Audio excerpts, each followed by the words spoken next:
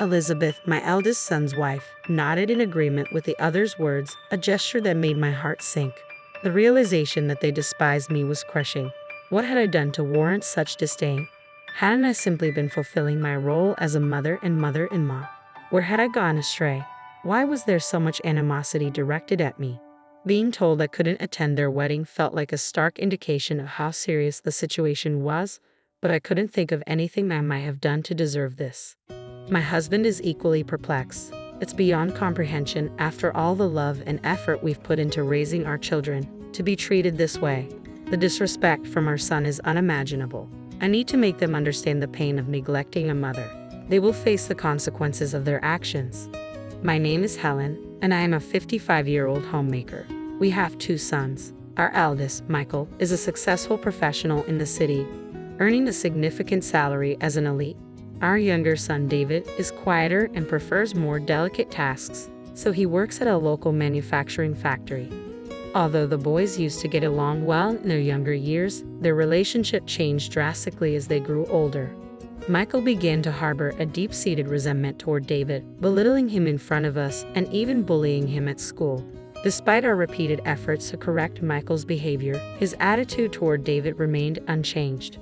Now, with Michael's upcoming marriage, we received a message from him that his fiancée, Elizabeth, who works at the same company as he does, wanted to meet us. Michael had arranged a dinner for us to get acquainted with her. This news brought us some relief as we saw it as a chance to finally see our son off properly.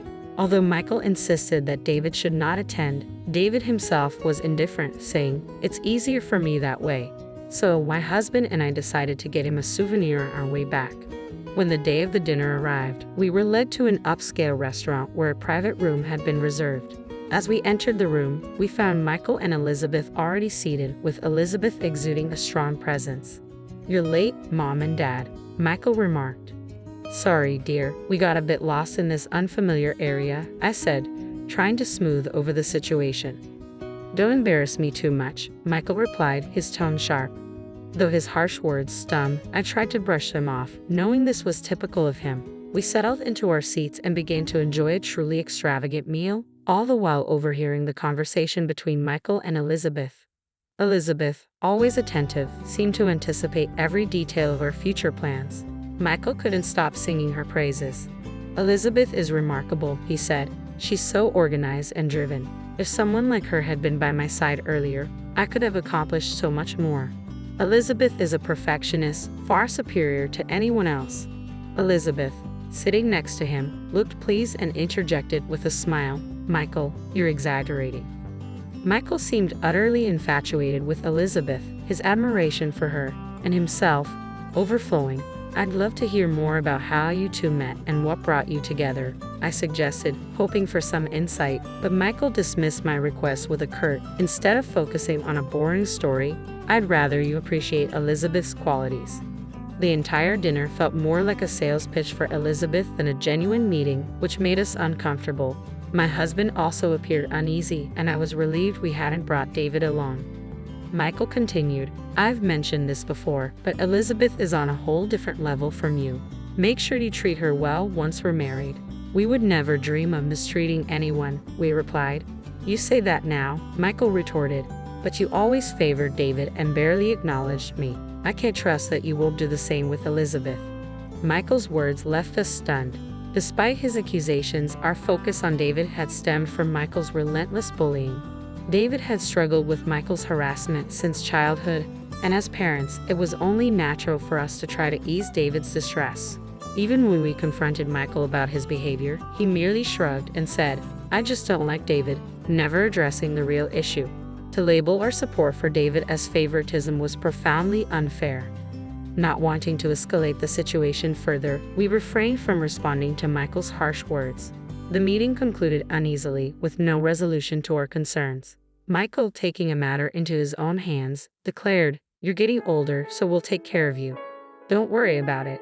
He had decided that they would move in with us after the marriage, without consulting us first. Elizabeth seemed to echo Michael's sentiments, provocatively saying, "You have a son who hasn't become independent yet? I guess it's up to me to set him straight." Instead of feeling reassured, her comment made me uneasy. David lives with us, but he contributes actively and is not merely dependent on us. Nevertheless, Michael and Elizabeth moved in as if they were the rightful owners, claiming rooms and acting like they ruled the house. One day, Michael ordered, "David, go weed the garden now. It's a task suited for someone like you." David replied, "Sorry, but I have work." Michael insisted, "You have the day off, don't you? Handle it yourself." David's face flushed with anger. "What did you say? That's incredibly disrespectful."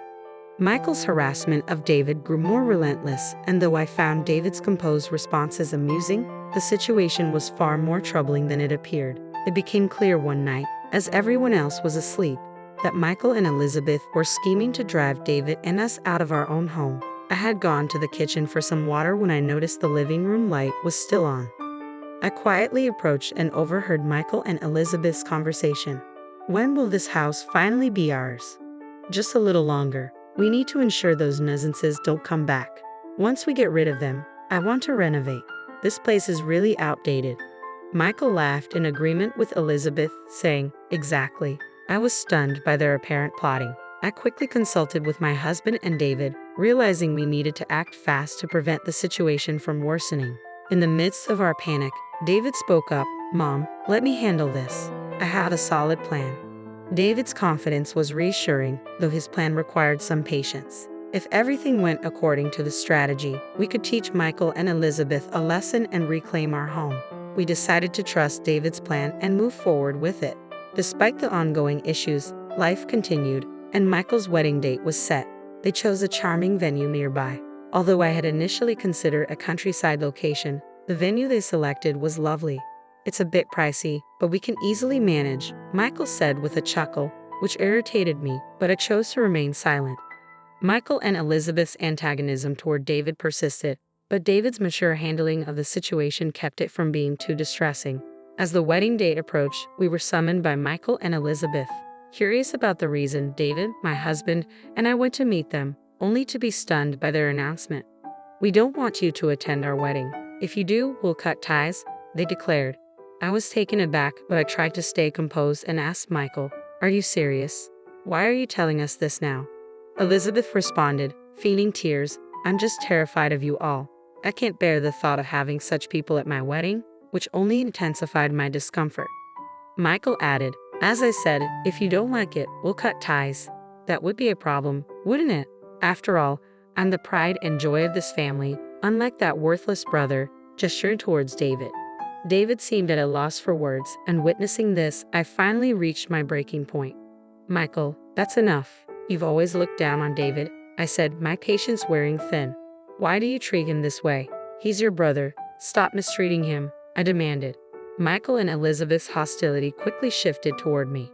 "You're just as bad," Elizabeth snapped. "You've been deceived by his meek demeanor and spoiled him. This is sibling favoritism. It's always been terrible living here." "That's because you've constantly bullied David," I countered. "That's just an excuse," Michael retorted. "You simply couldn't resist favoring David, could you?" No matter how many times I said no, Michael refused to listen, and we couldn't have a rational conversation. Why won't he hear me out, especially when all of this stems from his own actions? Why can't he reflect on his behavior? Despite everything, Michael is still my son, and I always thought I had to support him properly. But now, I've reached my limit. In that moment, I decided to let go. "Fine, we won't attend your wedding," I declared, indifferent to the consequences. David and my husband were taken aback by my response, but Michael and Elizabeth seemed quite pleased. "Are you sure about this? You might end up regretting it," Michael asked, a hint of satisfaction in his voice. "Regret? There's no way a wedding would be perfect with nuisances like you there," I said, a hint of finality in my tone. Michael and Elizabeth laughed, but we felt a sense of relief. There was no need to attend their wedding and subject ourselves to further unpleasantness. In the end, our family decided to skip the wedding. We hadn't even received invitations, so going to the venue would have been pointless. Michael seemed pleased, but he was unaware of the implications of our decision. Reflecting on David's plan made me smile. After Michael and Elizabeth's wedding went off without a hitch, they continued to stay in our house as initially planned. Their workplace was moving closer, making them busier than ever. Once their job transfers were complete and they had their first day at work, they returned home in a state of panic and called for David. "David, what's going on here?" they demanded, confronting him for answers. When I asked what happened, they recounted the story briefly. On their first day at work, while being shown around, they unexpectedly encountered David, who was their guide. A senior manager named Tyler noticed David, greeted him warmly, and informed them that David was the president of a major client company. This revelation stunned them, as they had initially thought of David as just a factory worker. In reality, David had been working diligently at the factory since he was hired, earning recognition from President Johnson, who ran the operation. David's innovative ideas were crucial to the factory's success, and he quickly gained respect from his colleagues. Thanks to his contributions, the factory's performance improved significantly, making it a preferred partner for many companies. When President Johnson fell ill, David took it upon himself to visit him on his days off, demonstrating his deep commitment to both the factory and its people. Impressed by David's dedication, President Johnson appointed him as his successor. Despite David's initial modesty and reluctance, "I couldn't possibly take on this role," President Johnson was resolute. With the backing of his colleagues, David took on the role of president. Under his leadership, the factory's performance continued to thrive, and David, already popular among the employees, earned even more trust and respect in his new role. The factory grew into a nationally recognized enterprise, and David's name became well known even among major companies in the city. Today, David was simply visiting the company for a client discussion, nothing more. Michael and Elizabeth, taken aback by David's elevated position, were clearly displeased with the respect he commanded. "There must be some trickery involved. You've always been like that," Michael muttered. Michael then erupted at David. "If you'd told us about this, we wouldn't have acted the way we did. Why didn't you say anything?" Elizabeth, overwhelmed, broke down in tears. Their reaction seemed absurd. David responded calmly, "I achieved this position through my own efforts. It's really that simple. So why are you so upset?"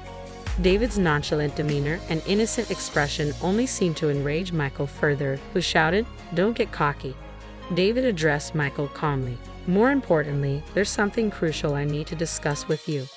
With some effort, my husband and I managed to calm Michael and Elizabeth down and had them sit. David went to his room and returned with a set of photos, which he spread out on the table. "First, take a look at these," David said, placing several photos in front of them. The images showed Elizabeth with a flamboyantly dressed man, clearly evidence of her infidelity. Michael's reaction was immediate. He began to thrash around, shouting, "This can't be true." Elizabeth, visibly shaken, began to tremble as she faced the evidence.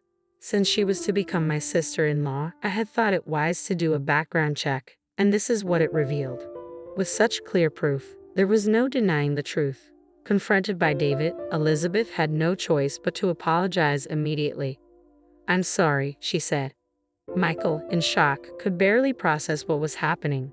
"This is what happens when you don't look beyond the surface. Nobody's perfect," David remarked, his smirk causing us to stifle a chuckle. Overwhelmed by despair, Michael sank to his knees while Elizabeth's insincere apologies echoed through the room. Eventually, Michael and Elizabeth divorced, an outcome that seemed inevitable given Michael's unforgiving nature. After the affair, Elizabeth was anxious about the alimony demands, but her parents covered her financial obligations. Despite this, Michael's emotional wounds remained unhealed. The shock of the divorce led him to leave his job, and since then, he has isolated himself in his room, emerging only to eat and barely interacting with anyone. Whenever David was around, Michael would react with a fearful "he" and quickly retreat. It seemed that the incident had left Michael with a deep-seated fear of David. The family held several discussions about how to handle Michael's situation. In the end, it was agreed that we would sever ties with him. While this decision will undoubtedly impact Michael deeply, our patience has worn thin, and we find it hard to forgive his selfishness after everything that has happened. A few months later, Michael was forced to leave the house. Despite his desperate pleas and tears, begging for forgiveness, we could no longer consider him part of the family. His response, though heart-wrenching, felt justified given the circumstances. Meanwhile, the three of us are enjoying a more peaceful life without any disturbances. Even though my husband is retired, we live comfortably, thanks to David's continued support. We are deeply grateful for our thoughtful and devoted son, David. Moving forward, we are committed to being a loving family for him for as long as we can. It looks like David is set to marry soon. His partner is a colleague from the same company with whom he has been in a relationship for several years. We are eagerly looking forward to our beloved son's wedding and the joy it will bring.